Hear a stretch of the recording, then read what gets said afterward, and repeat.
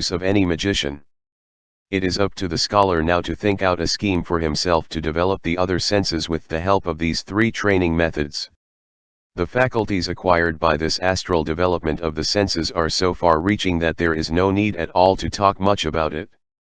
The enjoyment in the success can be compared in a way to a blind person who, deprived of eyesight for years, suddenly is able to see again. Magic physical training. 7. If the magician is able to manage the projection of elements to the outside so that he knows how to project any element he chooses out of himself or directly from the universe, he will be able to create elementaries for his own and other people's profit too. He will succeed in creating beings that will be his faithful servants not only on the mental level but on the astral and material one as well, according to his producing or condensing these beings in a mental, astral, or material way. I have already talked about the deliberate or conscious creation of thought forms or elementals. The difference between an elemental and an elementary is that an elemental is produced on the basis of deliberate thought forms with the help of the magician's imagination and willpower, and works mainly on the mental plane for the magician's or other people's benefit. An elementary, on the other hand, is far more penetrating and subtle in its effect because it is being created from one or several elements. In the light of practical examples, I will explain the real procreation of an elementary as thoroughly as possible, demonstrating the manner in which the magician has to create an elementary. The intuition acquired by the previous training certainly will help the magician to contrive his own practice, responsive to the purpose he aims at. According to his ethical development, he will never dare to create elementaries for evil purposes. The invisible world would certainly vow ferocious revenge on him, because through the knowledge of how to create elementaries, the magician has got a plenitude of power which allows him to achieve anything on the mental, astral, and material level he chooses. He must always consider that it is he himself who is responsible for his deeds, and not the elementary he has created. The elementaries are compliant tools in the hands of the magician, following his orders blindly and granting every desire to him regardless whether a bad thing has to be turned to good account or the other way around. In the same manner as you cannot expect a baker's job to be done by a carpenter, you cannot demand that an elementary created for a certain purpose will accomplish a second task for which it was not intended. For this particular reason you must never give two or more orders to any of the elementaries, for it will not be able to do either job well. Apart from that, the analogy to the elements is to be considered. It would be quite wrong and illegal if the magician created an elementary that would not be in harmony with the analogous elements. There are no limits to the shape of the elementary, and it is up to the magician to choose the form according to his liking and intuition. However, avoid picking the form of living or deceased people you have known or with whom you have been or still are connected. By doing so you might easily slip into the reach of the mental or astral body of the respective human being and consequently do him great damage. Apart from that, there is a danger that an elementary might turn against the magician at any moment in consequence of its inbred intelligence.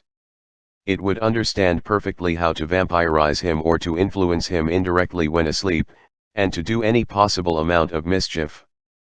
Therefore every magician is advised to take this warning very seriously. Each elementary has to be given a name at the very moment of its creation. It is opportune to choose less common names because the mere utterance of a name will be enough to bring the elementary near the magician at once. Supposing that one has created several elementaries, it is advisable to take notes of the names in order not to forget them.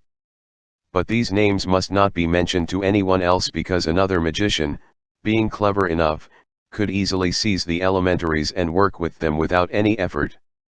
The power and effectiveness of an elementary depends entirely on its loading. The stronger the willpower of the magician, the projection of the elements to the outside will be all the greater, and an elementary loaded to such an extent becomes all the more pervasive and far more effective, of course. Sometimes an elementary can be condensed so much that it is visible even to an untrained physical eye. It is therefore up to the magician himself whether he wants the elementary to work visibly or invisibly as the case may be. The duration of life of an elementary depends on the purpose for which it has been created, and this purpose has to be fixed right at the beginning of its creation. As soon as the purpose is fulfilled, the magician must dissolve his elementary into its original element with the help of the imagination.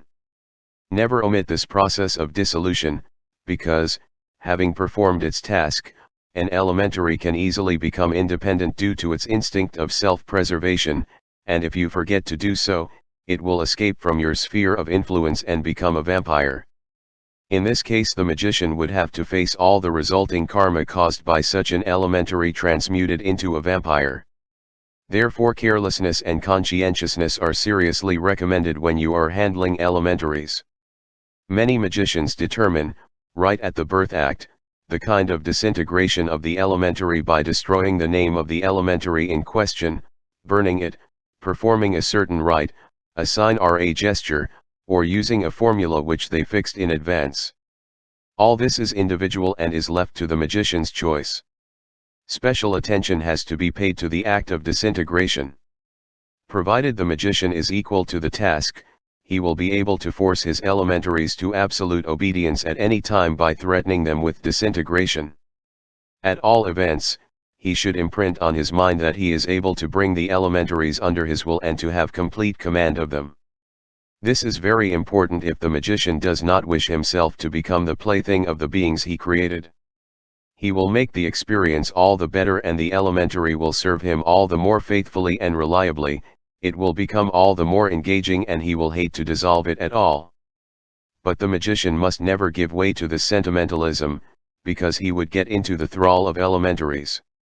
For this reason it is more opportune to destine elementaries for a short life, and to create new ones for the same purpose if need be. This does not mean, of course, that a new elementary should be created every week, but it is a disadvantage to keep the same elementary for years for one affair only.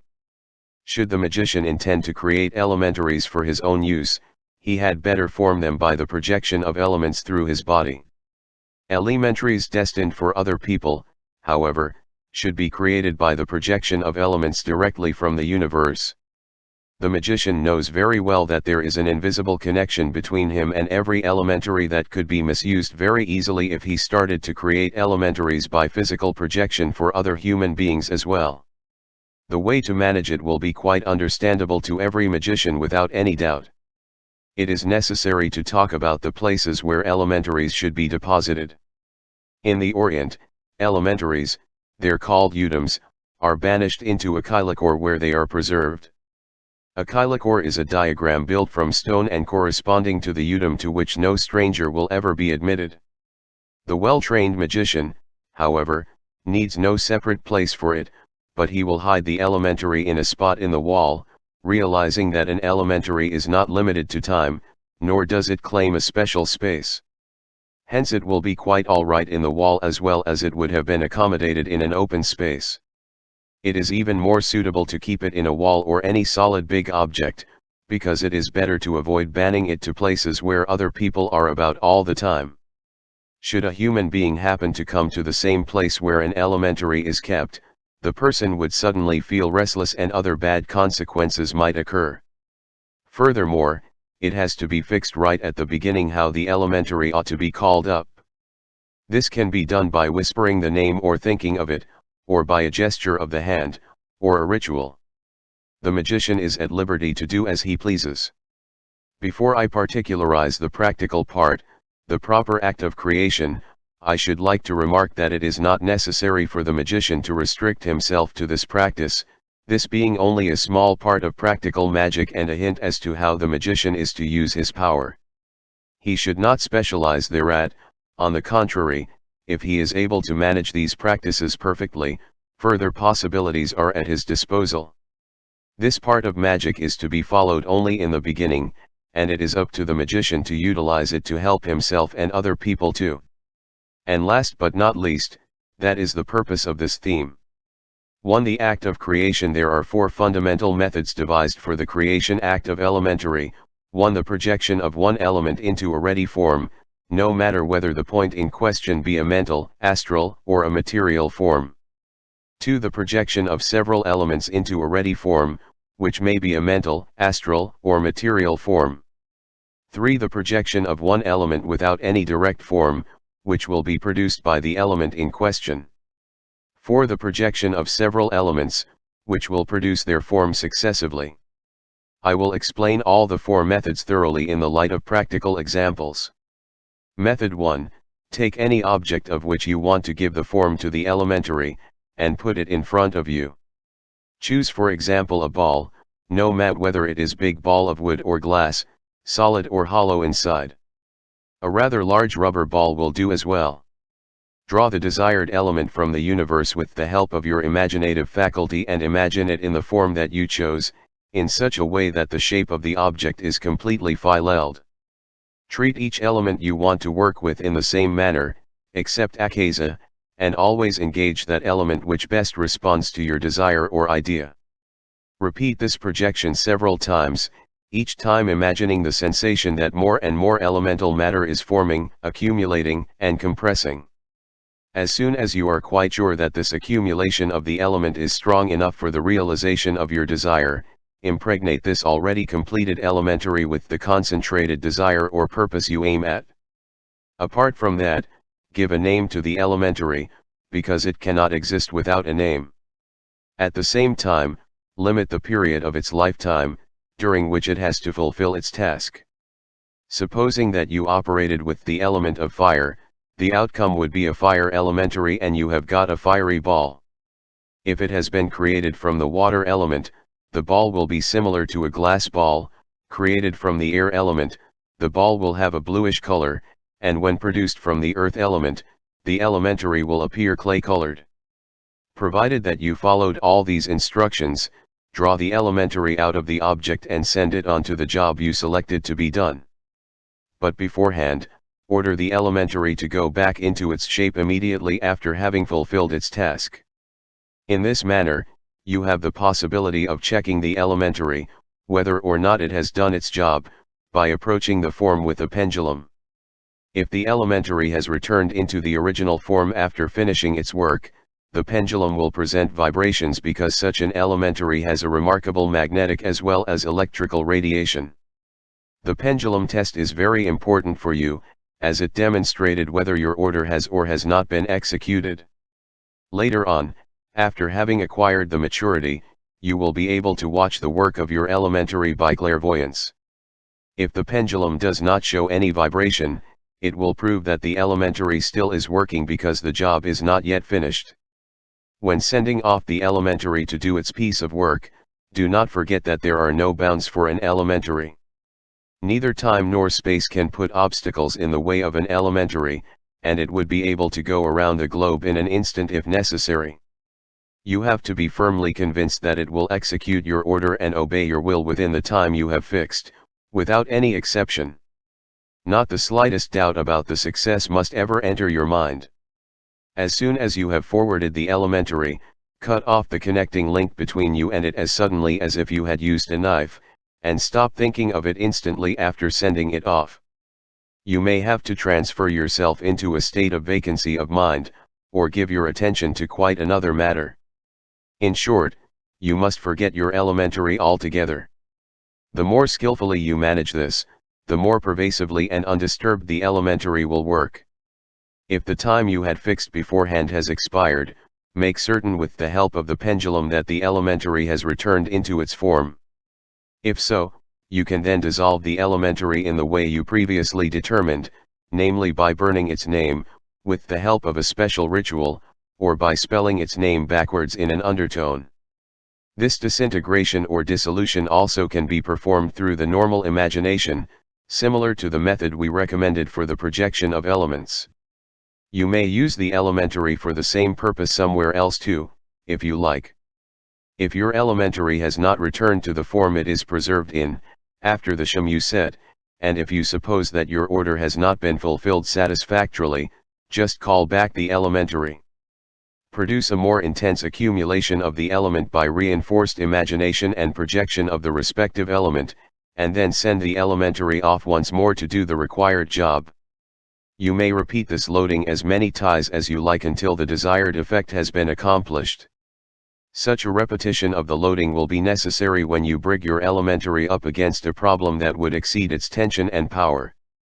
Moreover, you have to consider that the effectiveness of an elementary depends on your own mental maturity and consequently on your ability to condense an element.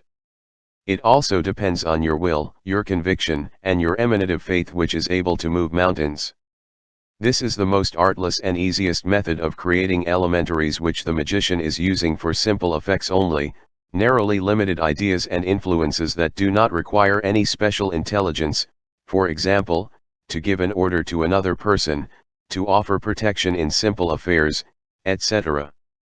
As mentioned before, mental, astral and material effects can be achieved with the help of elementaries. In the manner quoted here, an elementary can be produced without any material shape as well.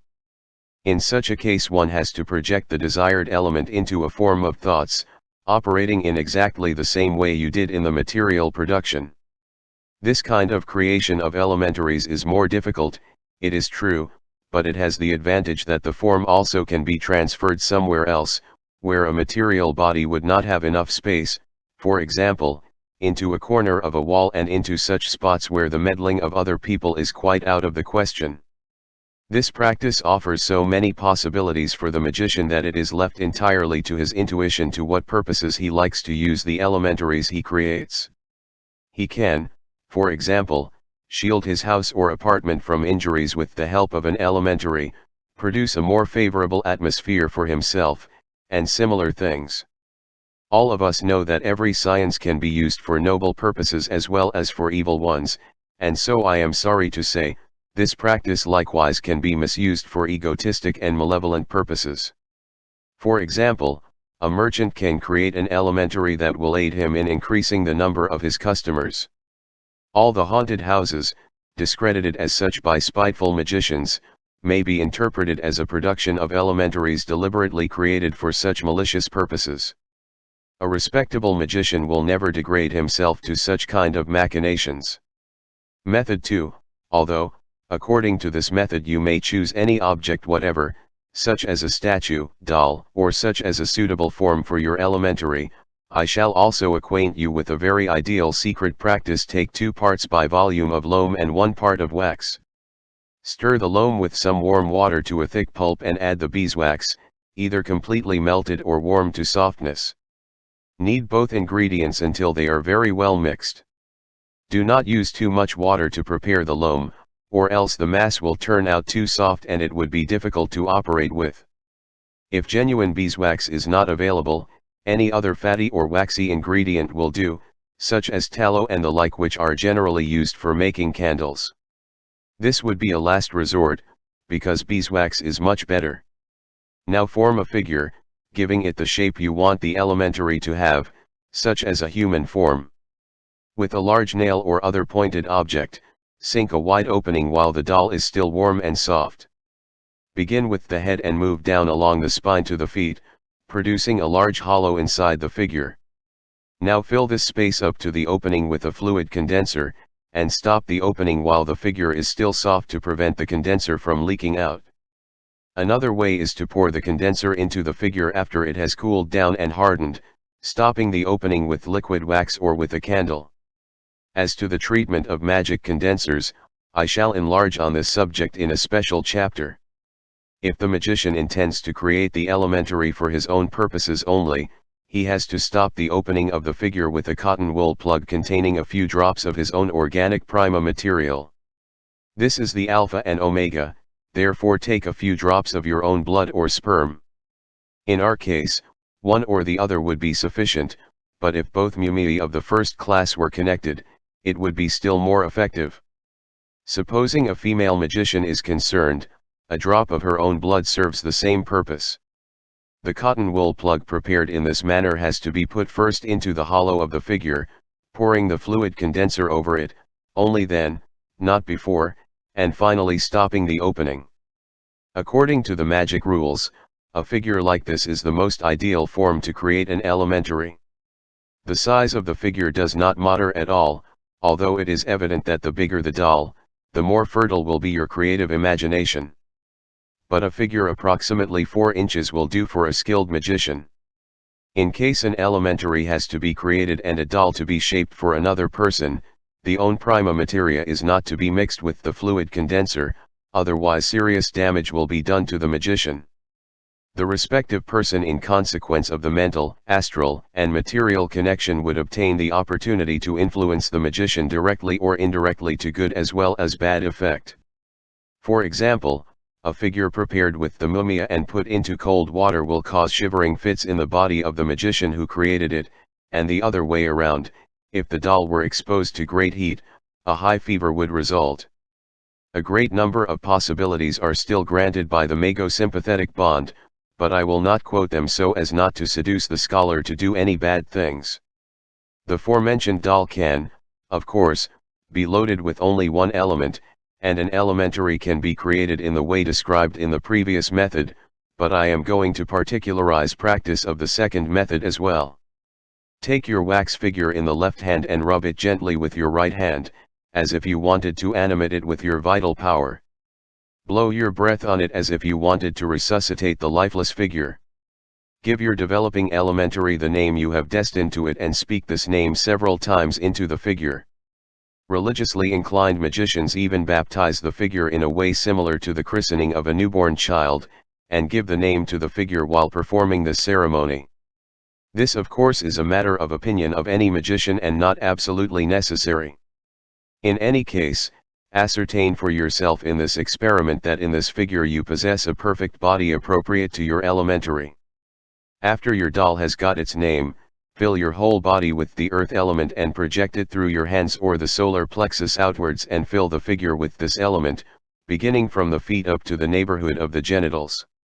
The earth element has to be accumulated dynamically in these parts when filling the figure. Now concentrate all the specific properties of the earth such as gravity and the like into it with the firm will and conviction that the earth element with all its properties will remain in the figure and work there constantly. Proceed in the same manner with the water element, which you project into the doll's abdominal region. After that transfer the air element into the chest region, and the fire element into the head. As soon as you have projected all the four elements into the figure, you may be sure to have created the astral body of your elementary, which has adopted the doll's shape but, in conformity with your desire, could also emanate from the doll whenever you like to, accepting the size you prefer. The astral body of your elementary will always remain connected by an invisible bond to the material frame, in our case the doll, and the life as well as the existence of the elementary depend on the physical doll, and are bound to reassume the size of the doll after the task is accomplished, re-entering and reuniting into the doll's shape immediately.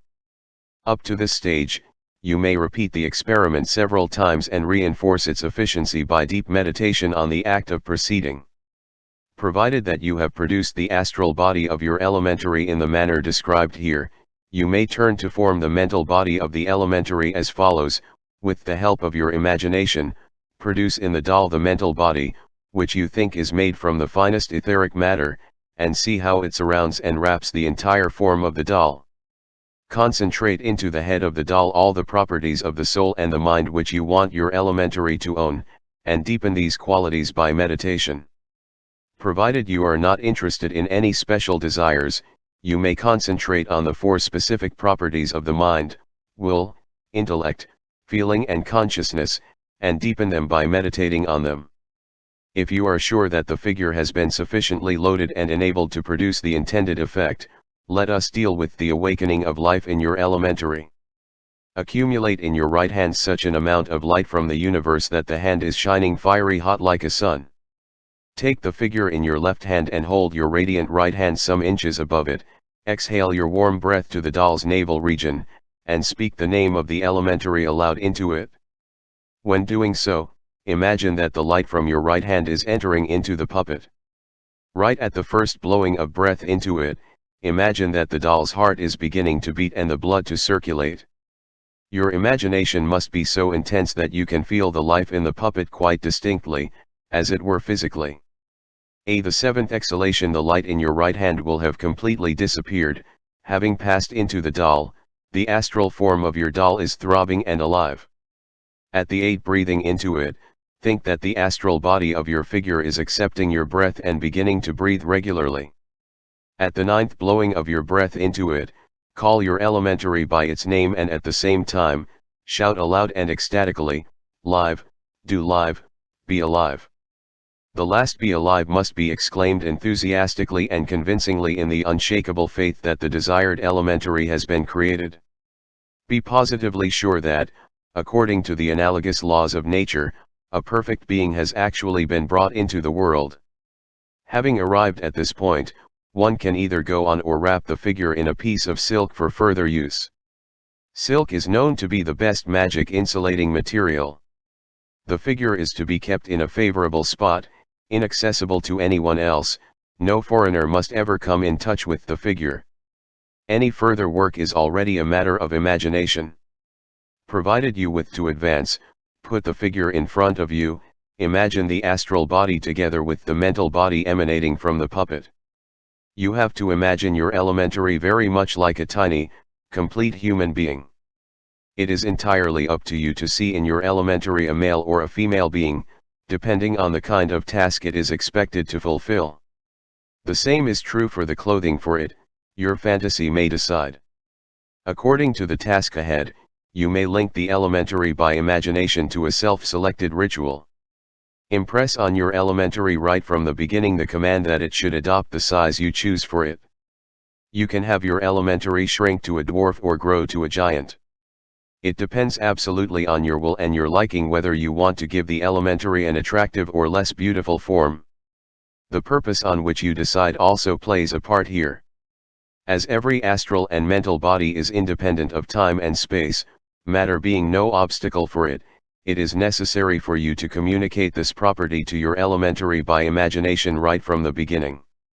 It is therefore advisable for every magician, when operating with an elementary, to link important occurrences to a self-chosen ritual, because this wished-for occurrence will become a routine matter, the ritual connected to the respective occurrence producing the necessary power and effect and liberating the magician from using his will or imagination.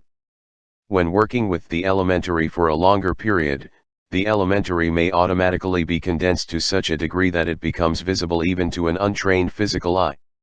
It is better, however, to make the elementary work in an invisible manner, which has to be established by instructions to the elementary. At the beginning such an elementary first will fulfill mental, later astral, and eventually material tasks. All depends on the purpose to which the magician has created it. The purpose or the task is to be incorporated into the elementary at the moment of its creation. Afterwards it would be more difficult to impress new qualities on it. Hence, before creating an elementary, one ought to write a plan of action in which everything is carefully considered before starting the creation. Never permit an elementary to outmaneuver you, though it may have developed to such a degree as to set free grand mental, astral, or physical effects. After it has done its duty, always confine the elementary to its own body with the aid of your pre-established ritual, never allow it to pursue its own will. Always be aware of your own authority and magic power and always make sure that the life and death of the elementary are in your hands in the form of a wax figure representing the body of the elementary. The destruction of this figure or the flowing away of the fluid condenser will cause the elementary's death or its decomposition. As the wax figure must always be wrapped in silk, one may be certain the astral body will neither enter the figure nor slip out of it, because the silk will stop it. It is most important to know and remember this. When you separate the elementary from its body to send it away or order it to produce any effects, the figure must be unwrapped. If by any chance you have wrapped the figure in silk when the astral body happens to be outside of it, you might be killing the elementary, dissolving it instantly, in the same way as if you were touching a magician whose astral body is outside his physical body, killing him at the same moment because the linking thread between the astral body and the mortal frame has been torn by the touch. As you see, you will have to treat a created elementary in exactly the same way as if you were dealing with any human being. The dissolution of an elementary must not take place suddenly, because the power set free has its origin in the magician himself and the sudden drawback could cause severe damage to the magician, especially if his elementary is capable of producing strong physical effects which even the magician would not be able to accomplish. In such a case, the disintegration has to be performed gradually. Therefore be on your guard beforehand against the elementary growing to such an extent as to outdo the magician's physical, astral, and mental powers. Hence I recommend the following two methods to disintegrate an elementary. As mentioned previously, the destruction must not happen suddenly, for example by burning the figure, without unloading it. One should always consider that, according to the method described here, it's a part of one's own self, of the own ego that has been projected into the elementary, and that any sudden destruction would result in a strong magical drawback. Should the magician not be sufficiently resistant or otherwise protected against such drawbacks, he would certainly suffer severe damage to his health, such as dysfunctions of the heart, nervous breakdown, paralysis of different kinds, mental defects, and so forth. Therefore you are advised always to be careful where magic is concerned, and one must strictly observe the directions and instructions given here. Then you will never incur any danger with respect to your health or otherwise. Only a fool ignoring or disobeying the rules will injure himself or other people. A sensible, righteous person will do good deeds only for the benefit of mankind, thus achieving high grades in magic, because he will never affront the laws of nature and spirit. In the case of an elementary, the process of decomposition is exactly the same as in the passing away of man, unless the dissolving moment was fixed at the very moment of creation, thereby deciding on another process. Take the figure in your hand and imagine the usual breathing process of the astral body in it. You feel the beating of the heart and the throbbing of the blood. Now load your right hand with Akaza, which you imagine to be of a black-violet color. Project the Akaza pointedly to the heart of the figure, suddenly like a streak of lightning. By doing so, you have killed your elementary.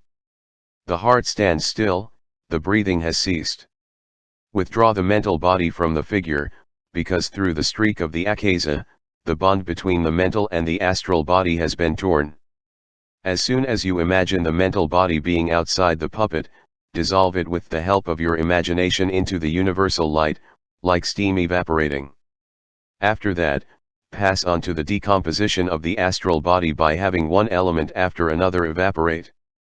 Begin with the fire element in the head, then the air element in the chest, the water element in the abdomen, and finally the earth element in the feet. Now open the hollow of the puppet, break its head off, and catch the fluid condenser with a piece of blotting paper, which you then have to burn. The puppet itself could be used again to make a new elementary, when needed and molded, but it is more advisable to destroy it by burning or burying it in a lonely spot.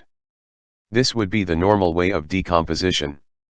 Apart from that, I am going to describe another method that is generally used when an elementary has been condensed to such a degree that it accomplished physical tasks or else had become so strong that it refused to obey the magician's power, having got beyond his control. To protect yourself from any magical reaction or the cunning of the elementary, keep exactly within the following directions: prepare a very hot bath, as hot as you can endure, and get in. Hold the figure wrapped in silk in your left hand. The right hand is loaded with Akaza. Now shake off the silk wrapping with your left hand. The very moment you are holding the naked figure immediately above the water, direct the destructive beam of Akaza to the heart of the figure. At the same time, dip the doll below the water, and while doing so think that all the power, all abilities, the whole life is passing with the help of the water into your own body, soul, and spirit.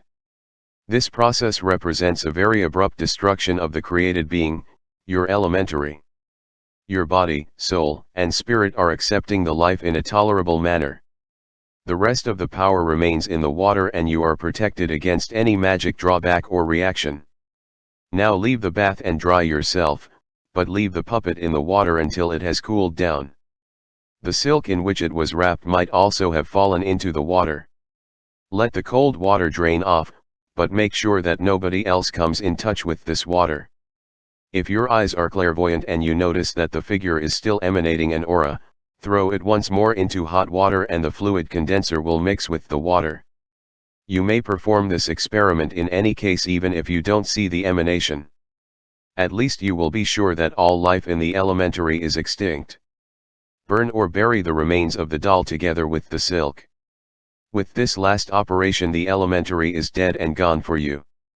Before I terminate this chapter, I would like to give a few hints to the magician who has to work with elementaries. These hints are of paramount importance for the practitioner. Exactly as the hours of birth and death of man are already predestined by fate, decide on the duration of life of your elementary in the same way at the very act of creation, fix the exact dying hour which you have to keep to the very minute, even if you have determined your elementary to live for years. It is therefore recommended to write down everything beforehand so as not to forget anything. If your elementaries have been created and condensed to such a degree as to be able to talk like human beings, they will try to beseech or even threaten you not to destroy them. On no account descend to promises of any kind, nor yield to bluffs or threats. Sooner or later you would lose the control of the elementaries and that would be disastrous for you, indeed. Even if the elementaries had served you faithfully and you had become quite fond of them, it must be all the same to you to destroy them, indifferently and in cold blood, as soon as their hour of death has struck. Start the act of decomposition without any pity, just as if you were performing any kind of magic operation. Just how important it is to fix the exact hour of death of an elementary, you may argue from the fact that, in case anything should happen to you and you die before the elementary's time has come, this latter would dissolve itself at the moment fixed by you. Though departed, however, you might perform your destroying work in the Akasa sphere too, if you were yet interested in it. I am not going to describe here how anything like that could be managed, because it would be out of the scope of this book. Being however on the astral level, you would as a perfect magician understand that automatically. If in such a case the lifetime of an elementary were not limited to terms, if the hour of death had not been exactly fixed, the elementary would go on existing for hundreds of years after the producer's death and constantly be viable. In the meantime it would probably grow into a spook, a hobgoblin or vampire, and in Akasa its creator the magician would be responsible for all the actions produced by the elementary. Now the question will probably arise, how many of such or similar elementaries may be created by a magician? This problem is left entirely to him. He should decide how many he needs for his own purposes and how many he wants to create for other people. Some magicians have a throng of elementaries as their servants, faithfully fulfilling all the tasks they are ordered to do.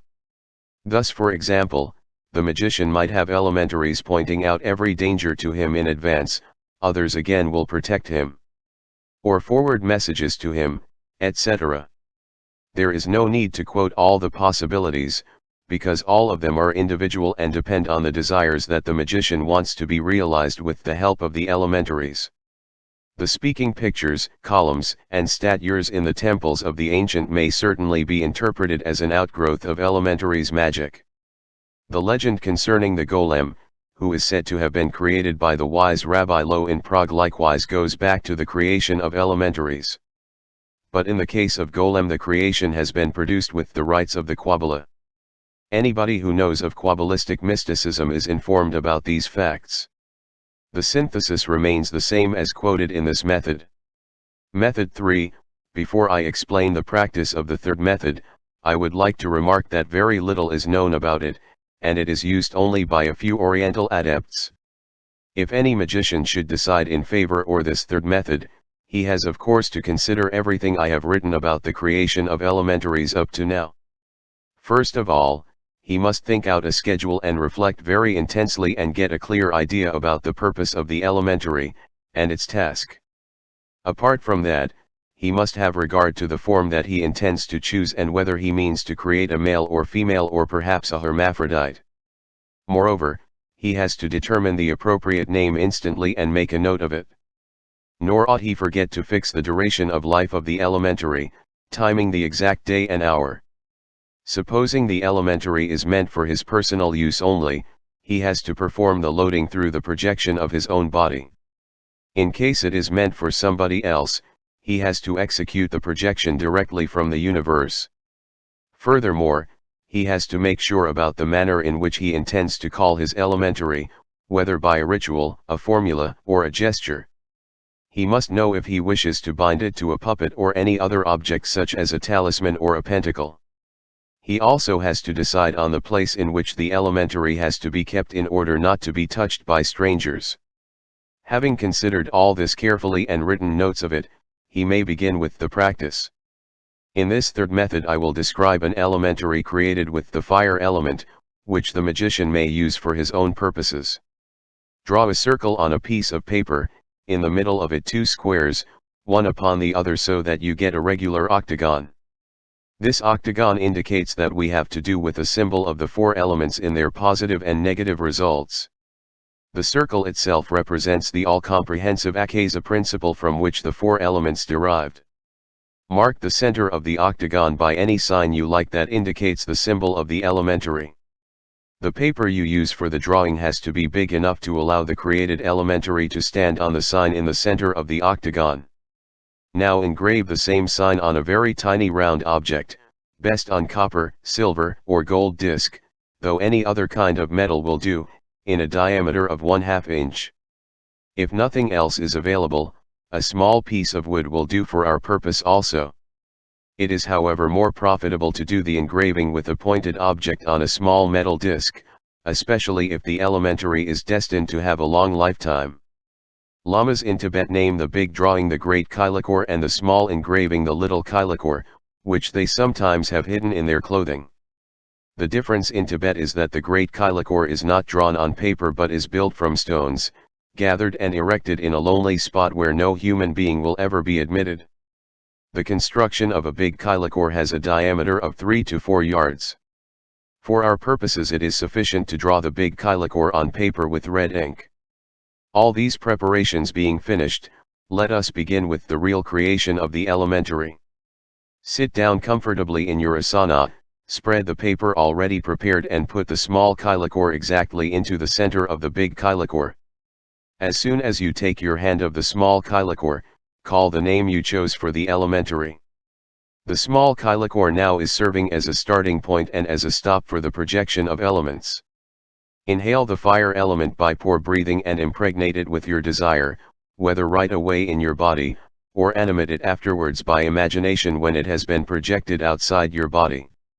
In order to achieve a quicker success, both possibilities may be used without incident. Now project the fire element out of your body and accumulate it to such a degree that the entire contents are compressed to a very small spark of fire.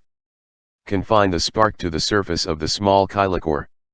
Repeat this experiment at least 7 times so that the accumulated spark grows larger with each repetition. After repeating it 7 times, the spark might have the size of a candle flame. If you get tired, you may transfer the flame with your sending off and guarding method into the spot where you intend to keep the elementary. Now remove the small kailakor from the big one, guard it well, or carry it with you if you find it more profitable. Fold up the big kailakor and keep it well too, and the first task will be finished. Next time, all you have to do is spread out the great kailakor in front of you, put the small one in its center, and call the being with the name given to it, and the flame will appear on the surface of your small kailakor. Repeat the projection with the fire element and let the small flame grow bigger and bigger with each accumulation until you have accumulated a flame that has the size and height of the wanted elementary. Transmute the flame into the desired shape by imagination, and your elementary will have been created. Moreover, you can still load it with the fire element for a longer time to obtain a greater intensity of the elementary. The more frequently you repeat this exercise, the greater will be the effectiveness of your elementary. The way of working with it is the same as described in the 2 previous methods, except that the loading always takes place at the great kailakor, and when calling the elementary, it will suffice to use your ritual or take the small kailakor in hand and give it the corresponding order. This method is very popular in Tibet, and the elementaries there are called yudams. The destruction of a yudam is brought about by the decomposition process with the help of imagination according to the instructions mentioned in methods 1 and 2, provided that you have not decided on any other individual method of dissolution that you have decided upon. The use of such an elementary is of manifold that I am unable to quote all the possibilities here. For example, there are yudams created for the treatment of sick people, others for transferring objects, bringing messages to scholars and friends, protecting the magician, and pointing out any dangers to him, influencing other people, and doing many other things of the sort according to the Creator's desire. It will always be advisable not to give too many orders to a yudam, and what is most profitable is to develop a single ability and one field of activity in such an elementary. One has to observe exactly the appointed duration of life as we described it in the previous methods. It is entirely up to you to create several yudams if you like to. It is also remarkable that a yudam can be produced with the other elements and even with all the four elements in the same manner, the process undergoing a slight change insofar as one does not begin with the fire element, but with that of the earth, followed by the water element, the air element, and finally the fire element. Herewith all has been said about the handling of the third method. Method 4, following this method, you may operate in the same way as described in method 3, with a big and a small kylakor, but with the exception that you imagine the complete shape of the elementary right at the beginning. The elementary created in this manner is instantly made ready and complete, its efficacy and power being increased by frequently repeating the projection of the elements. Although this method is somehow more difficult, an experienced magician possessed of a good imagination will manage it very easily as well. In the Orient, elementary yudams are created in this way, while pictures of demons and images of gods serve as patterns for their representation. All the other conditions such as duration, loading, naming, calling, preservation, sphere of activity, purpose, and decomposition process are exactly the same as in the previous three methods. To magical animation of pictures. The magical animation of pictures also belongs to the four methods concerning the creation of elementaries. In cults, the pictures, images of saints, statues, and the like are very often told to emanate an exceedingly strong magic power producing miraculous effects on the bodies, spirits and souls of their worshippers. The blessed silence, calmness, and the religious ambience that meets visitors in churches and places of pilgrimage certainly is known to everybody, and there is no need to go into detail about it. All the healings in places of pilgrimage, that have even been substantiated in part scientifically but have not been completely explained, can be imputed to the animation of pictures and statues. The strange atmosphere surrounding these objects causes their emanation, which however was first created by the attention or adoration of thousands of admirers and believers. This kind of animation of images and statues of saints is positively unconscious. But from the magical standpoint, there also exists a conscious animation of pictures and the like, for which I will quote a very useful and practical instruction. As mentioned at the beginning of this chapter, the conscious magical animation of pictures belongs to that kind of methods of creating elementaries where it does not matter at all whether an ordinary picture or image of a saint has been selected for the purpose of animation. The synthesis is and always remains the same, emanation and its purpose only undergo change. The main thing to know is not to animate portraits of persons who are still alive. As the result of the sympathetic connection through their bodies, souls, and minds, one could eventually do severe damage to the person in question by creating images linked to an invisible, secret bond of sympathy with the original. Nor should portraits be animated that could produce sexual appetites or improper motives, for example women in the nude and so on. In these cases the magician would incur the danger of thereby producing an elementary that might become a vampire, an incubus, or a succubus for himself. Never create elementaries interested in invoking sexual sensations or feelings. These precautionary measures should be observed by anybody who is engaged in the animation of portraits that I will describe in the following practice. If you select an oil painting in order to animate it, you don't directly have to use a fluid condenser, although it would contribute to intensifying the quick creation of an elementary. Cut a piece of blotting paper or cardboard to the size of the painting in the frame, moisten it with a fluid condenser and let the paper dry. As soon as this little expedient has been prepared, open the rear part of the painting and put the paper directly upon the back side of the painting. It does not matter whether the painting has been done on canvas or any other material. Now put a piece of standard paper or cardboard over it and fix it with nails or adhesive tape, to prevent any dust from entering it. The painting thus has been prepared for animation.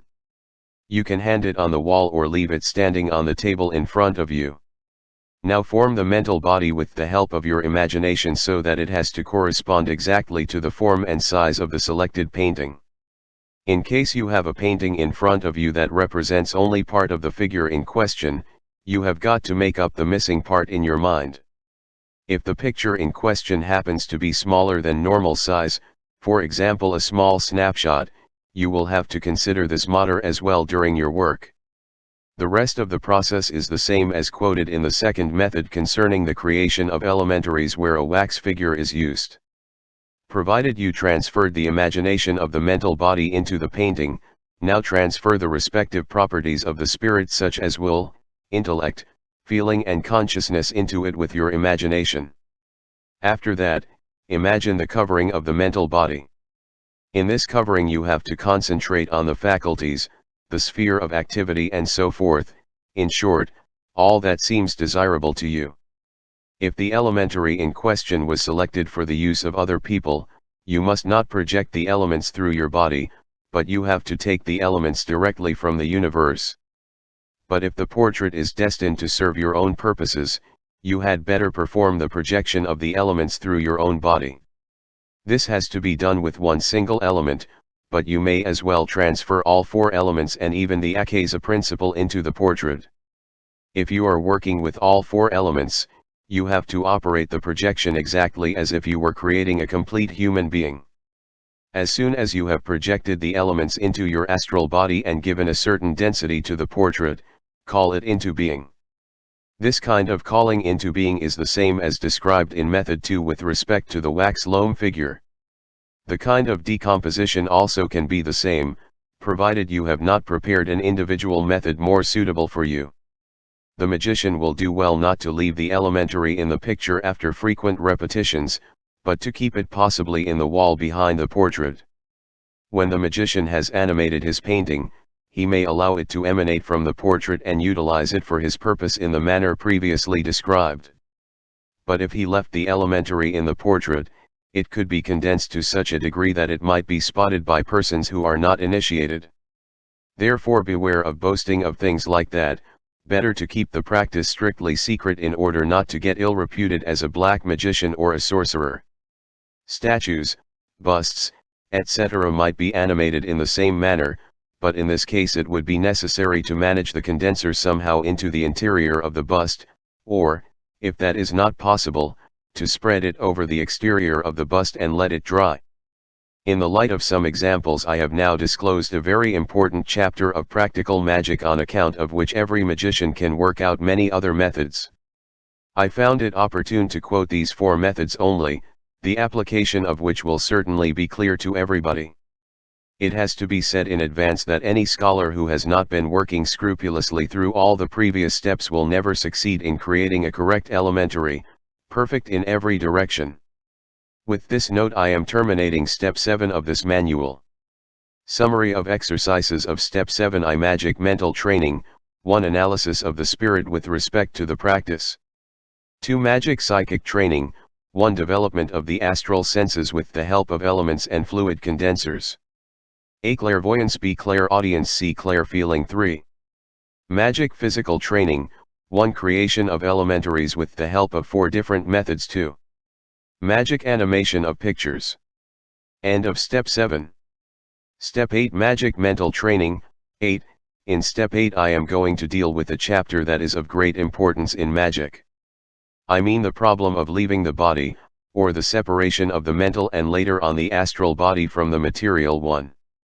Every magician who has been working conscientiously in the magic art must own this faculty, because it offers him the opportunity of leaving his physical body any time he likes in order to bridge the greatest distances, to visit strange continents, in short, to transfer himself to any place where he wishes to be.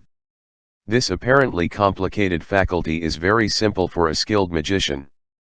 In the same way as a pigeon leaves the dovecot, the magician can as easily leave his physical body to betake himself anywhere else, where he will see, hear, and feel everything.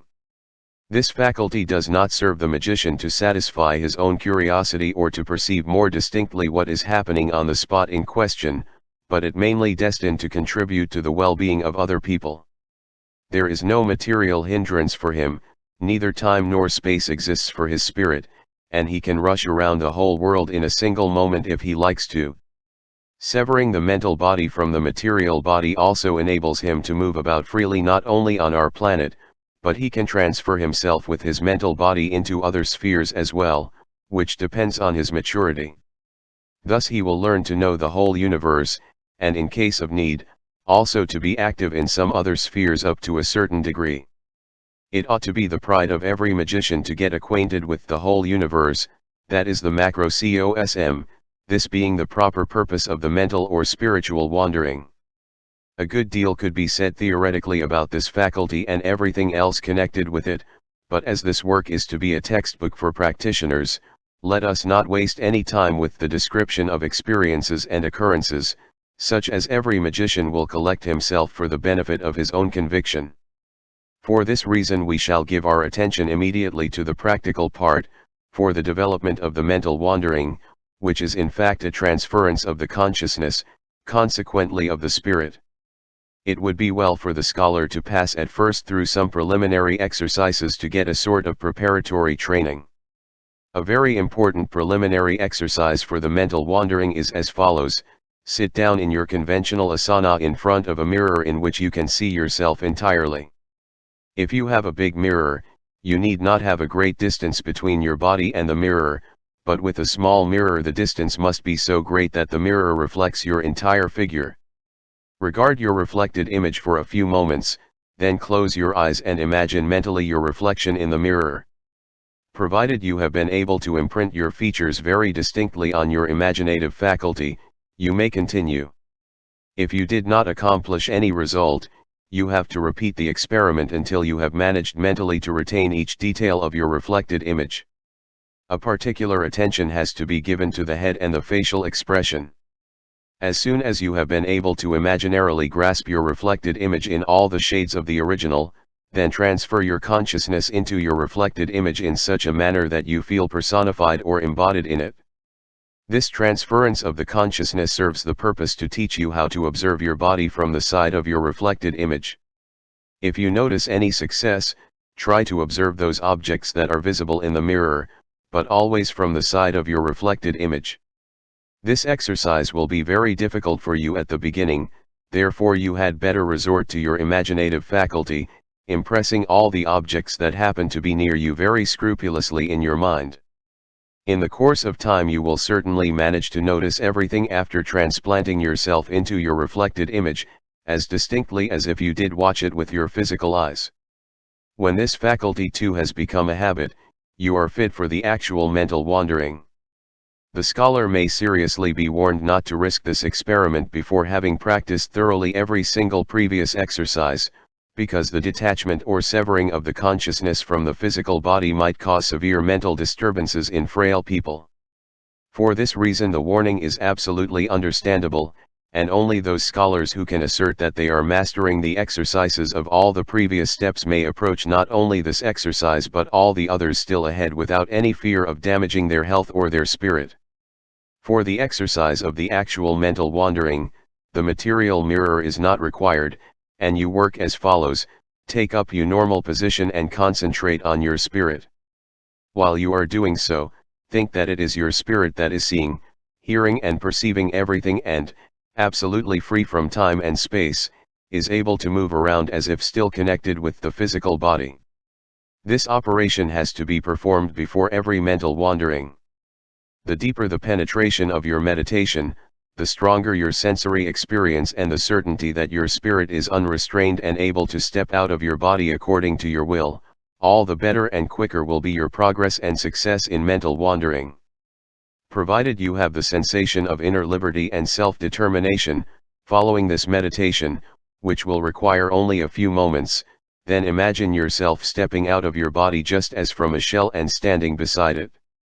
You must understand how to transplant your consciousness into your spirit in such a manner that you can feel yourself standing physically beside your body, just as if you were slipping out of a robe.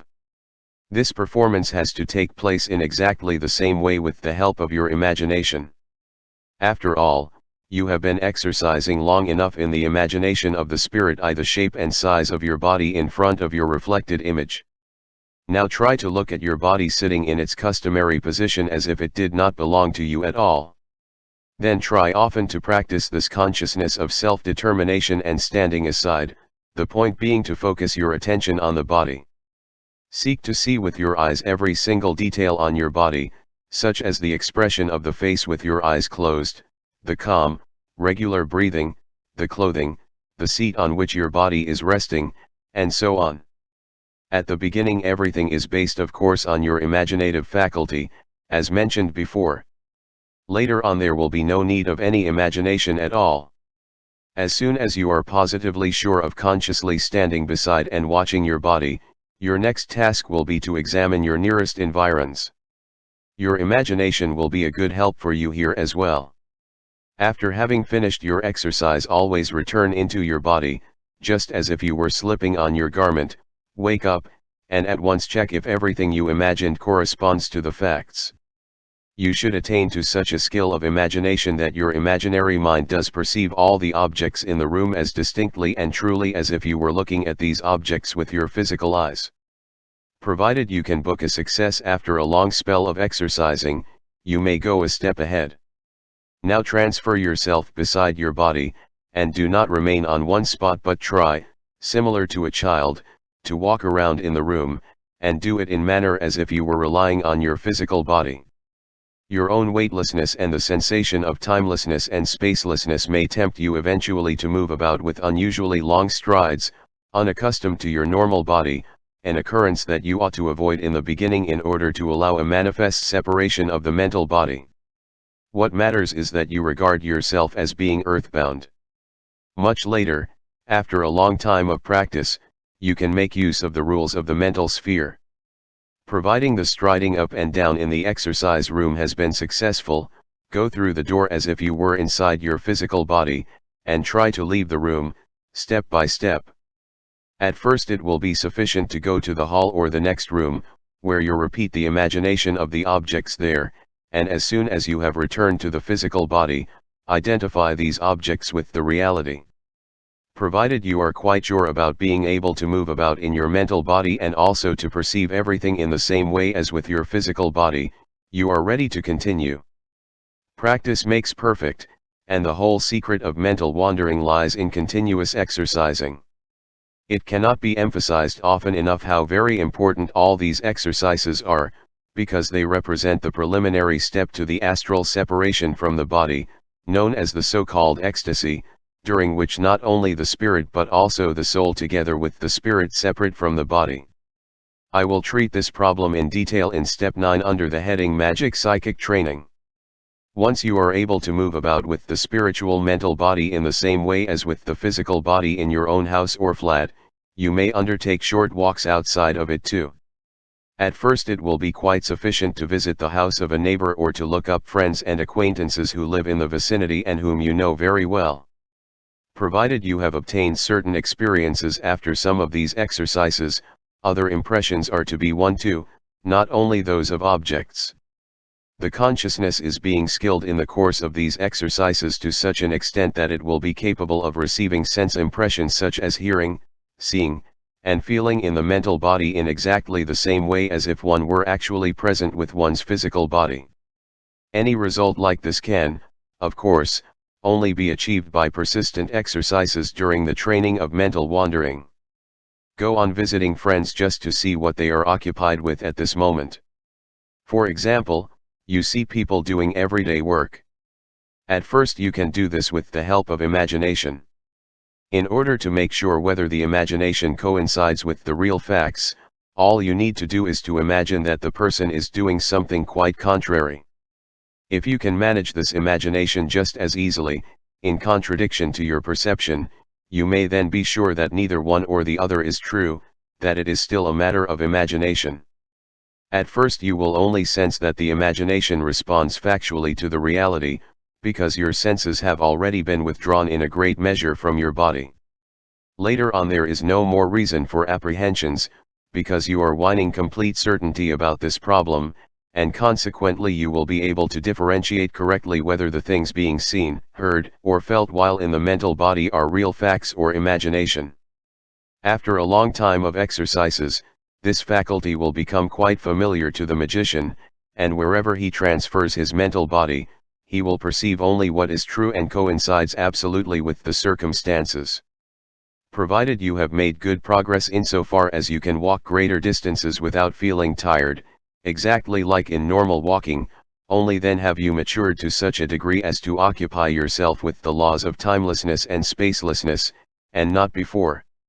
In the manner just described, separate from your material body and think that you are of longer bound to time or space. While I, the mental body, meditate on your being with it everywhere you want to be at this moment. You will achieve this firm conviction by frequent deep meditation while being in the mental body. If you wish to be anywhere with your mental body, it will be sufficient for you to suppose you have already arrived there, and your wish will be granted instantly. In the case of greater distances, you will obtain a satisfying skill only after a long period of patient exercises and frequent transferences. Of course, you ought to visit places that are known to you for a second time. Only when you are finally convinced of being able to perceive everything with your senses, no matter where your mental body happens to be, at whatever distance, at any time of the day, then you are allowed to visit places absolutely unknown to you. The sense perceptions accepted on the very spot will leave no room for doubt that all you have seen, heard, or felt there was not fully up to the facts. You must exercise for a long time and with great patience before you get used to such unfamiliar impressions. For this particular reason, while in your mental body you will do well to visit tropical countries, large cities, to go everywhere and see all that your heart desires. You will achieve a wonderful success after numerous exercises. The purpose of mental wandering is not only to perceive everything on earth that is actually happening at the moment, but to be really active there too. For example, you are not only able to see an illness with your mental eyes, but you also have the chance to treat sick people with your mental body, right on the spot, or of performing other favorable influences. All the success and work you learn to accomplish with the help of an elementary now can be managed by your own mental body on the mental plane. If you are at home at last in the entire physical world with the help of your mental wandering, and if this world has nothing new to offer you, try to visit other spheres in your mental body, contacting the beings there and acquiring a knowledge of things of which the average human being hasn't the faintest idea. The elevation to any other sphere is now very simple and you have to do nothing else but concentrate on the sphere that you would like to visit with your mental body. You will feel, as it were, whirled round and lifted up vertically through a funnel. The transition from our material world to another sphere happens as fast as if you were flying around the world in a single moment. I had better say no more about this problem just now, because the magician must make his own experience as far as this part of mental wandering is concerned. At the beginning in mental wandering the magician probably will feel an invincible drowsiness that he must fight off with all his strength. This kind of drowsiness is explained as the result of the separation of the mental body, i.e., the vital bond between the mental and astral body is loosened, which consequently causes a transference of the consciousness, from which follows drowsiness. As soon as the sending off of the mental body has become a matter of routine by constant exercises, the drowsiness gradually will vanish. The mastery of this kind of wandering, described here, is an indispensable preparation to send off the astral body. The detailed description of this practice will follow in the next step, under the heading of Magic Psychic Training. Magic Psychic Training, 8.1. The great moment of now. He who has arrived at this point in his development has to consider the plastical kind of thinking very carefully. The concentration power promoted by many years of experiments is producing very impressive pictures in the Akasa by plastical thinking, pictures that are animated to a high extent and therefore seek to be realized. Hence one should always foster pure and noble thoughts and endeavor to transmute passions into good qualities.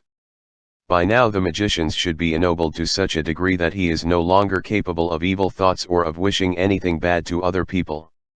A magician has got to be kind, obliging and willing to help at any time, to assist by word and deed, To act generously, considerately, and discreetly. He must be free from ambition, superciliousness, and avoid any boasting.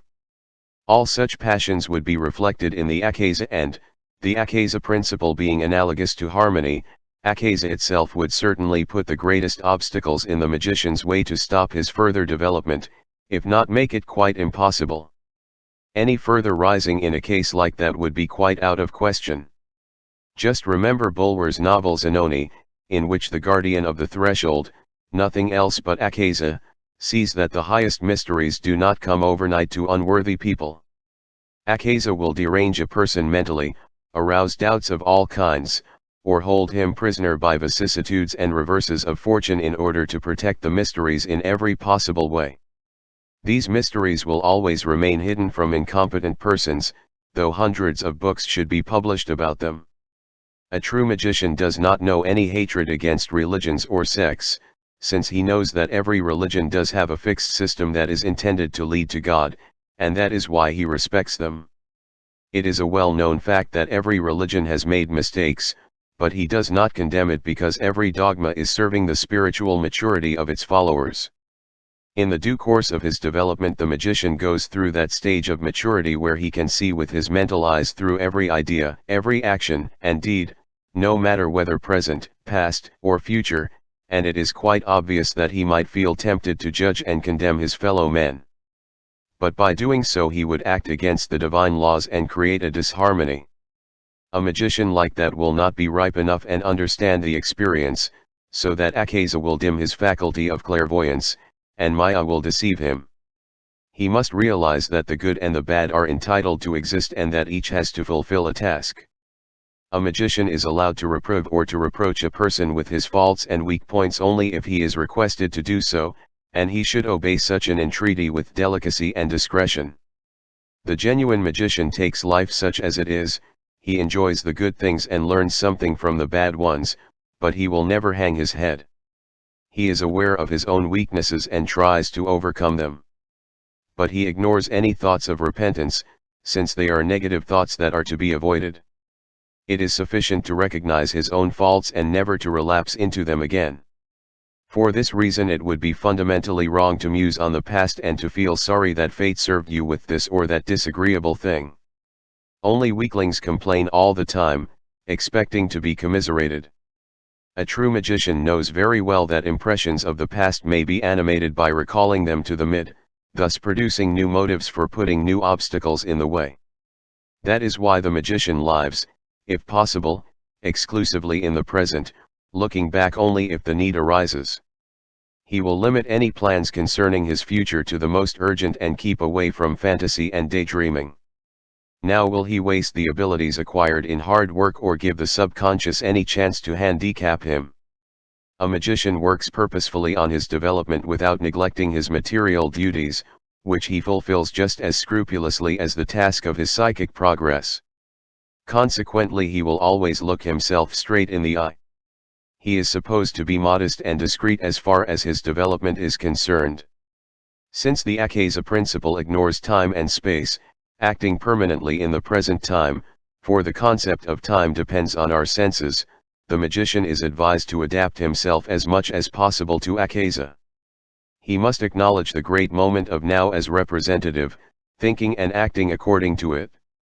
The faculty of concentration with respect to the elements depends on the magic equilibrium and is the best standard to check which of the astral body's elements have yet to be brought under control.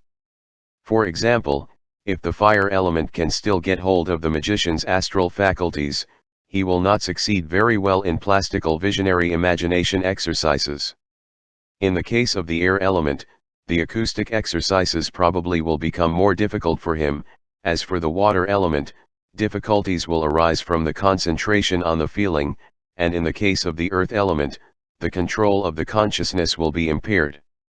Mental wandering or trance where a transference of consciousness is required will become rather difficult indeed, and in such a case it would be necessary for him to follow intensively those concentration exercises that affect and influence the respective element. Finally, the magician has to permanently perform and deepen the concentration exercises. A sure sign of magical balance will always be to manage equally all kinds of concentration, visionary, acoustic, tactile, and conscious ones. Having arrived at this stage, the magician is supposed to keep any imagination in his mind for at least 15 minutes without the slightest disturbance, no matter which of the elements is concerned. He ought to manage all sorts of concentrations equally well without feeling one or the other of them is more in his line. If this is the case, it is a sure sign that the equilibrium of the elements in body, soul, and spirit has not yet been established perfectly. Then the learner has to seek to redress the magic balance by assiduous training. If he does not do so, all the shortcomings will delay his further spiritual work. Now follows the psychic magic training. In particular, we are concerned here with the OR and OB of the Quabalists and the control of the electric and the magnetic fluid. To the electric and magnetic fluids, according to the information given in the theoretical part, there are two kinds of fluids originating in the four elements, namely the electric and the magnetic fluid. The electric fluid comes from the fire principle, the magnetic one from the water principle. The air principle is the mediating element between the two. The earth element is bipolar, hence containing both fluids, and it is electromagnetic, electric in the center and magnetic on the periphery. According to the aforesaid laws, these two fluids are working in all spheres, physical, astral and mental. These fluids are the cause of everything that exists. Next, let us deal with the knowledge and control of these two fluids, because managing these fluids will enable the magician to achieve everything in all spheres, no matter whether the mental, astral, or material sphere is concerned. The effect of these fluids, however, depends on the magician's maturity, whether he is strong enough and able to for the cause in the respective sphere. There are two fundamental methods in order to work with both fluids, the inductive and the deductive method. The magician will learn how to use both methods in this step. Let us discuss the electrical fluid first.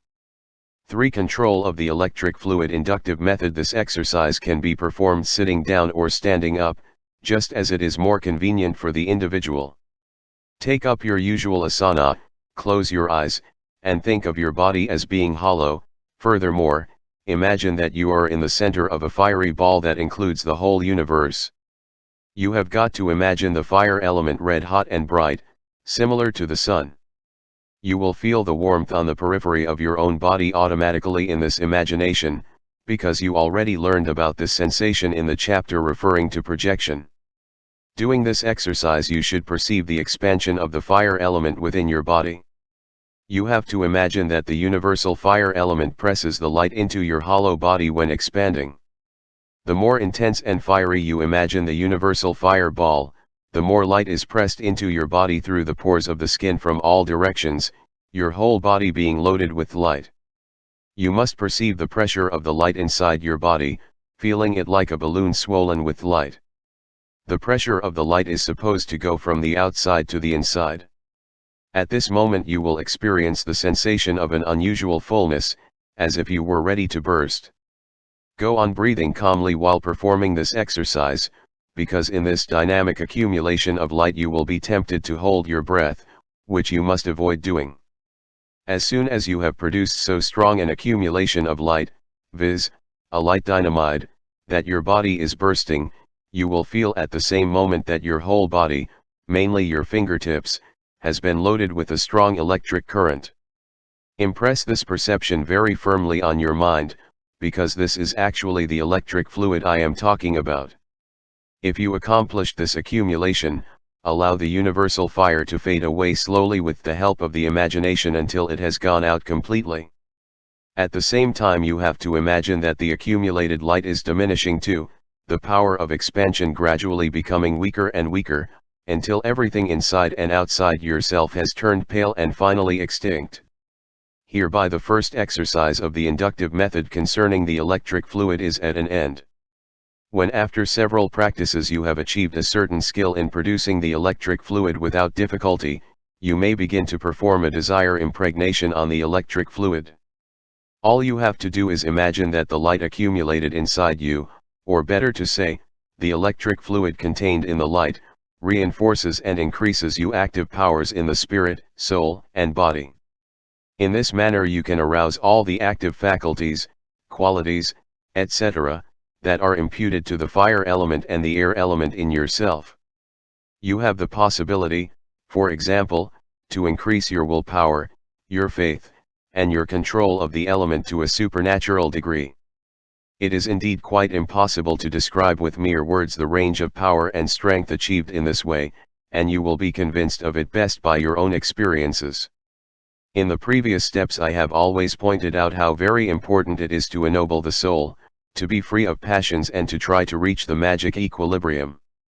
If an unrighteous and passionate person who has not yet reached the full magic balance wished to perform these exercises, he would only increase his passions by activating them. He would hardly be able to control his passions, which could become fateful for him. Everybody will see that these warnings are not mere words or a simple moral lecture. A well-balanced personality, however, has nothing to fear. On the contrary, he will have every opportunity to ascend and be fortunate enough to realize his highest ideals. For control of the magnetic fluid, inductive method, the performance with this fluid is exactly the same. Sit in your asana imagining that you are hollow but able to take in the magnetic fluid. Now close your eyes and imagine the whole universe being filled with water and yourself in the center of it. You will automatically perceive the wetness and coolness on the periphery of your body, but do not give your full attention to this fact. Imagine how your body, like a dry sponge, is sucking in the magnetic power from the universal water element. This imagination exercise must be increased until you feel a dynamite in yourself, similar to a fully inflated tire, and you are quite certain that a higher accumulation is impossible. As soon as you have reached the peak of magnetic power accumulation, allow the imagination to melt away gradually, and the magnetic power accumulated inside you to dissolve into infinity. If you are able to discriminate the difference between the electric and the magnetic fluid by means of frequent exercises, you will have the opportunity, just as with the electric fluid, to strengthen those faculties in yourself that dwell in the water and the earth elements, such as mediumistic faculties, clairfeeling, psychometry, thought reading, medial writing, and others. 5. Control of the electric fluid, deductive method. You cannot work with this method before being able to manage both the previous methods. The deductive method is similar to the inductive one, but in just the opposite sequence.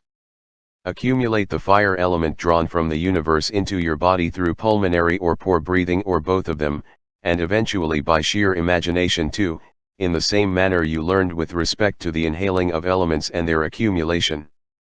While storing the fire element, give less attention to the warmth, which will be perceived automatically.